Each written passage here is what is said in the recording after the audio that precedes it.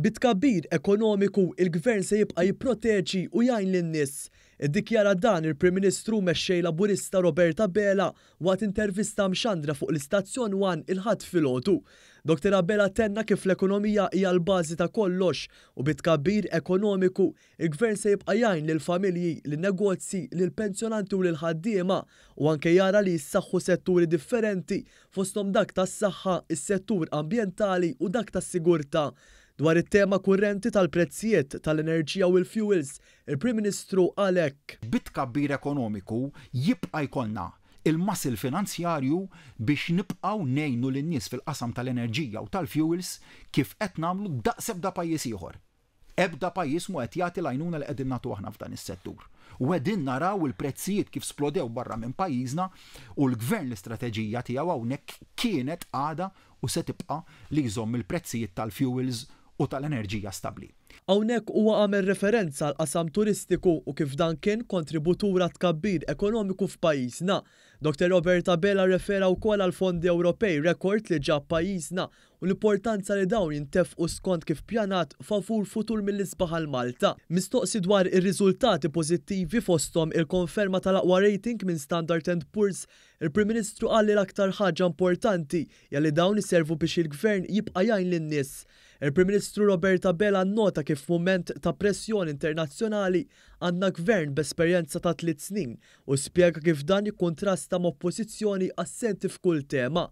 Dr. Bela ta' kelma li l-Gvern Laburista mhux se jdur għal politika tal-awsterità e kif din iċċekkel l-ekonomija u iżżid il-qatt. Il-pressjonijiet li hemm illum huma ħafna kbar meta kkumparati ma' dakinhar u allura formula li ma ħadmitx f'Malta fl-2008 fl-2009 warraba.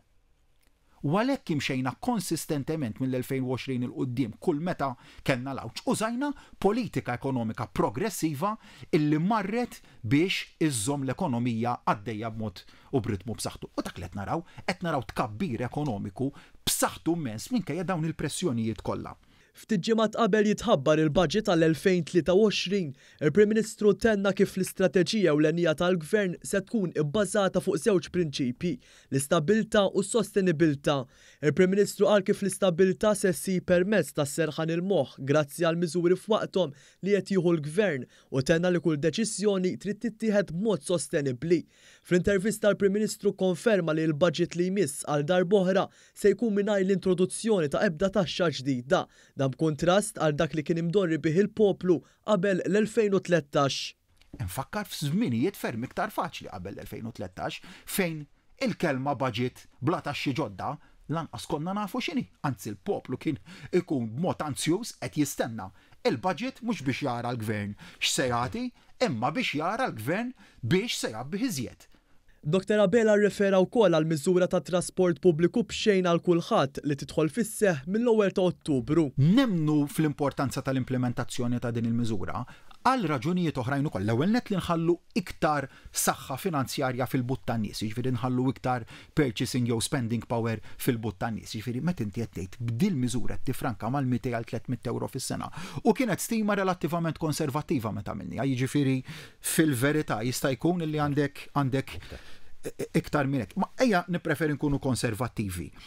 Imma mbagħad ukoll għandek it-tieni parti ta' din il-miżura li il-promozzjoni ta' trasport alternattiv. Intant fit-tmiem l-intervista Roberta Bela għal kif Gvern Laburista se jżomm kelmtu mal-poplu Malti wawċi u jkompli jimplementa l-miżuri. Dan fil-waqt li se jagħmel dak kollu possibbli sabiex jibqa' jipproteġi lin-nies.